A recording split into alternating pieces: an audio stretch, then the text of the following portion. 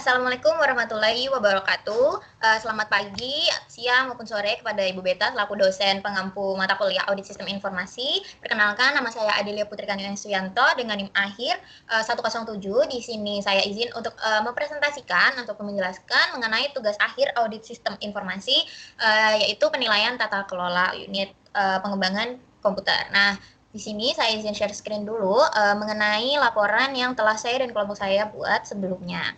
Nah, di sini saya izin menjelaskan mengenai tugas audit sistem informasi, laporan penilaian tata kelola pada unit pengembangan komputer di Fakultas Ekonomika dan Bisnis Universitas Diponegoro. Nah, sebelumnya saya dan kelompok saya, yaitu Nabila Novianti, Agatha Angelina, dan Asa Kamila Tunuha, telah melaksanakan audit ke unit pengembangan komputer atau UPK-FEB, di mana UPK-FEB ini merupakan unit yang bertanggung jawab dalam menyediakan, mengelola, dan mendukung layanan teknologi informasi di Fakultas Ekonomika dan Bisnis Universitas Diponegoro. Nah, tugas utama dari UPK sendiri yaitu pengelolaan infrastruktur teknologi dan pengembangan sistem informasi.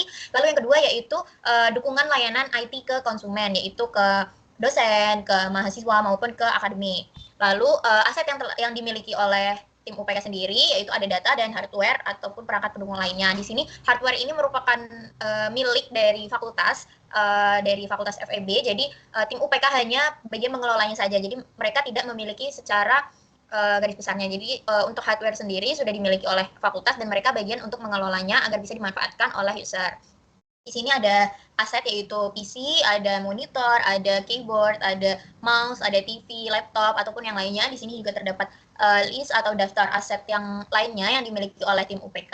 Nah, untuk sumber informasinya sendiri, sebelumnya kami telah melakukan wawancara secara langsung dengan Bapak Nugraha Wicaksana di ruangan tim UPK, yaitu di Gedung Ayupi lantai 3. Nah, yang selanjutnya kita juga telah mengajukan kuesioner secara online kepada tim OPK dan dijawab oleh Bapak Nugraha Wicaksana, dan hasilnya telah kami analisis secara lebih lanjut ke bagian COVID-19. Lalu untuk pembahasan sendiri, sebelumnya pada pertemuan sebelumnya kami telah melakukan analisis desain faktor dari tim UPK sendiri, dan dari analisis desain faktor tersebut didapatkan summary seperti ini. Nah, di sini terdapat 3 domain yang bernilai positif, yaitu ada EDM 05, APO 06, dan BAI 09. Nah, 3 domain ini kami pilih karena secara garis besar 3 domain ini sudah selaras dengan tujuan dan strategi organisasi, di mana EDM 05 ini berfokus pada kepentingan pemangku kepentingan agar bisa dipahami dan dikelola dengan baik. Lalu untuk APO 06 berkaitan dengan memastikan hubungan dengan stakeholder dan mengatur budgeting yang efektif dan efisien dan diberi skor 35. Lalu domain BAI 09 ini bertujuan untuk memastikan bahwa aset TI ini telah dikelola dengan baik sepanjang siklus hidupnya untuk mendukung tujuan bisnis organisasi dan telah diberi skor 65. Nah, untuk 2 domain yang kami pilih dan dari kelompok kami pilih yaitu ada APO 06 dan BAI 09, karena kedua domain ini yang paling mendekati dengan tujuan organisasi tersebut. Nah, di sini yang pertama kami menilai yaitu BAI 09, di mana BAI 09 ini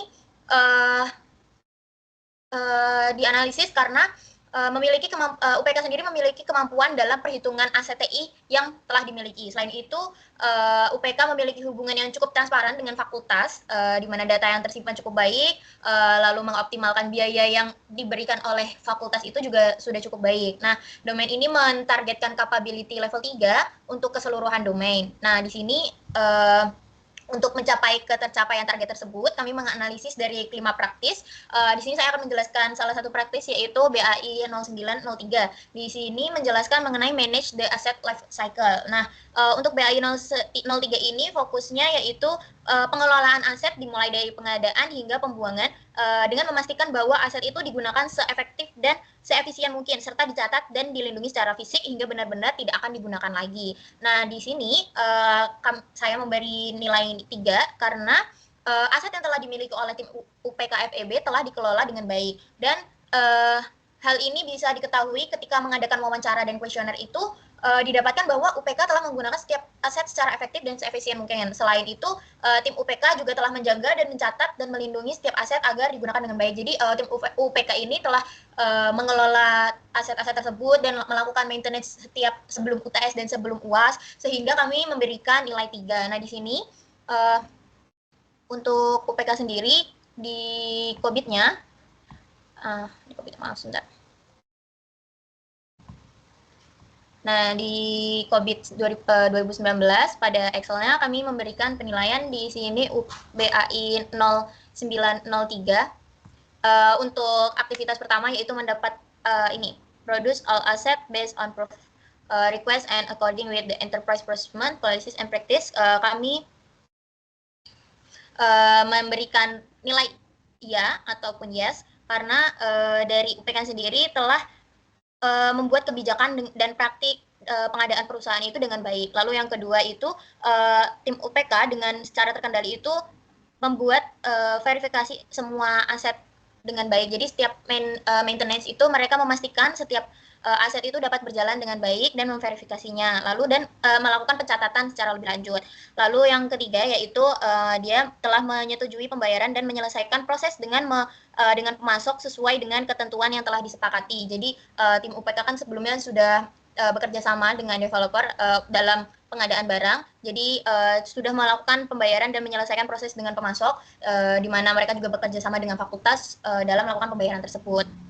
Lalu untuk yang level 3, yaitu yang pertama di sini menyebarkan aset mengikuti siklus hidup implementasi standar termasuk manajemen perubahan dan pengujian penerimaan, kami berikan nilai ya.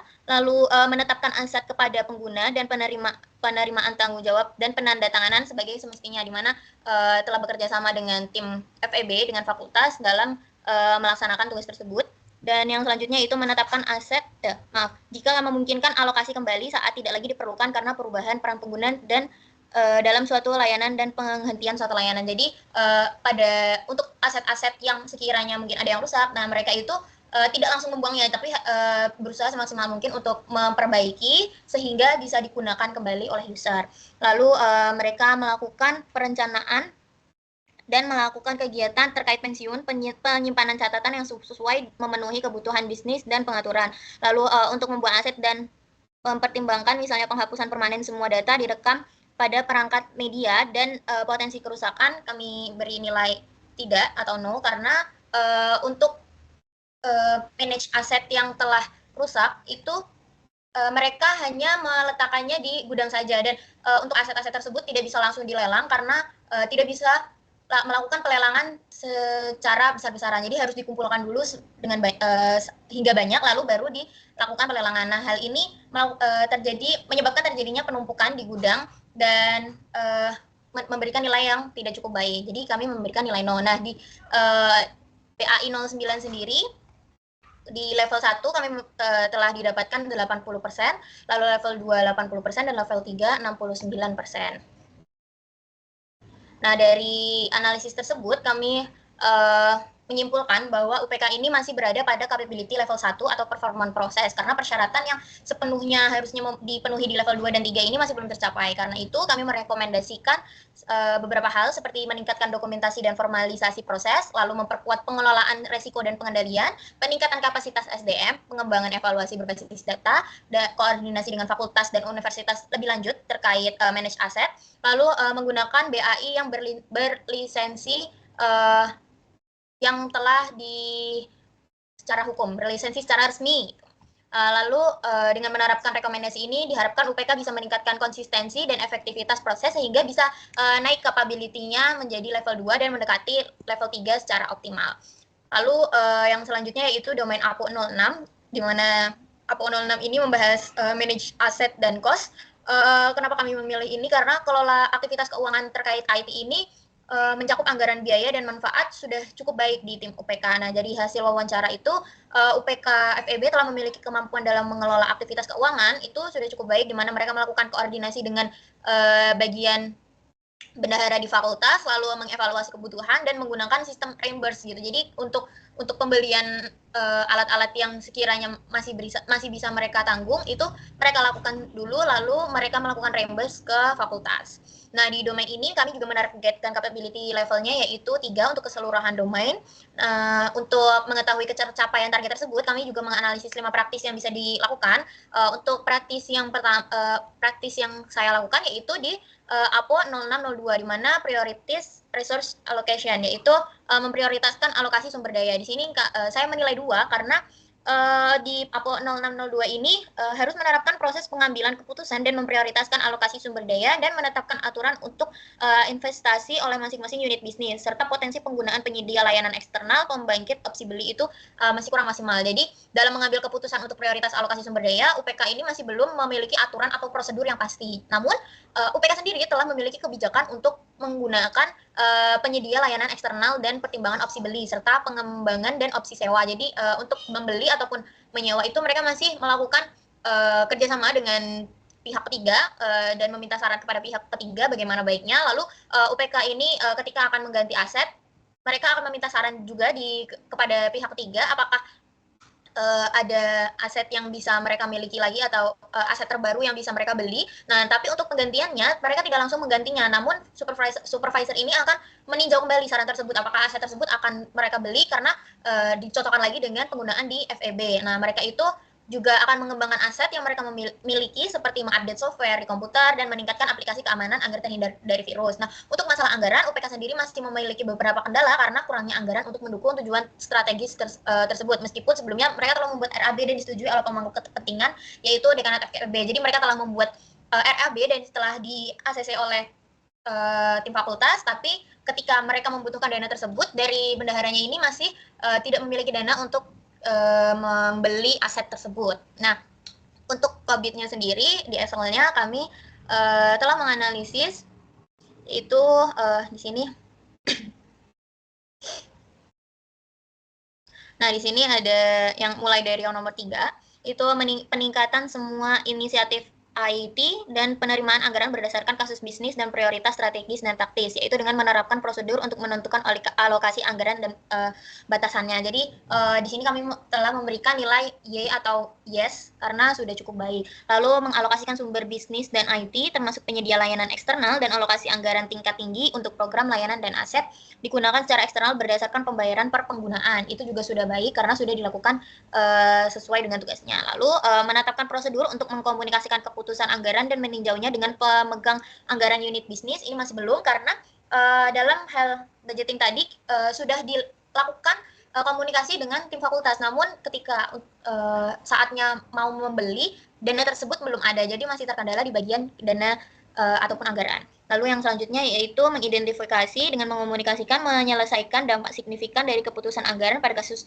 bisnis, portofolio, dan rencana strategi, misalnya dengan mencakup saat anggaran memerlukan revisi karena perubahan keadaan perusahaan atau saat anggaran tidak cukup untuk mendukung tujuan strategis atau tujuan kasus bisnis. Jadi di sini kami memberikan nilai Y karena meskipun dari tim fakultas masih belum bisa memberikan dana yang cukup besar untuk membeli aset tersebut, namun dari dana yang diberikan fakultas walaupun hanya sedikit itu tim UPK masih bisa mengelola dengan baik. Jadi mereka tidak langsung membeli dari semua aset, jadi mereka masih melakukan pemilihan-pemilihan lebih lanjut sehingga bisa mengalokasikan dana tersebut untuk pembelian ataupun pengelolaan aset di UPK sendiri.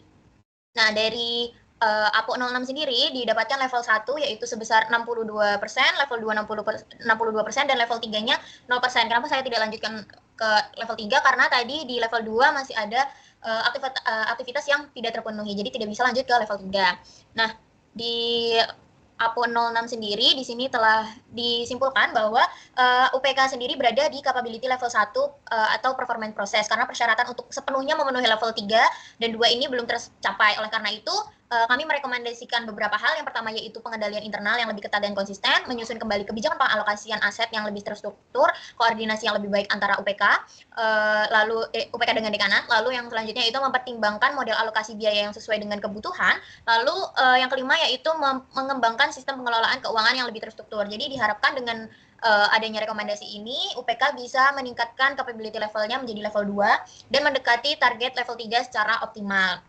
Nah, di sini kami juga melampirkan dokumentasi wawancara dengan narasumber yaitu Bapak Nugraha Wicaksana di sini, lalu ada bukti wawancara dan kuesioner, dan ada file spreadsheet COVID serta file spreadsheet toolkit COVID BAI dan APO yang telah kami lakukan sebelumnya. Di sini juga ada lampiran DF yang pertemuan sebelumnya telah kami buat. Nah, sekian presentasi dari saya. Semoga apa yang saya sampaikan bisa diterima dengan baik dan bisa mendapatkan nilai yang terbaik. Terima kasih. Wassalamualaikum warahmatullahi wabarakatuh.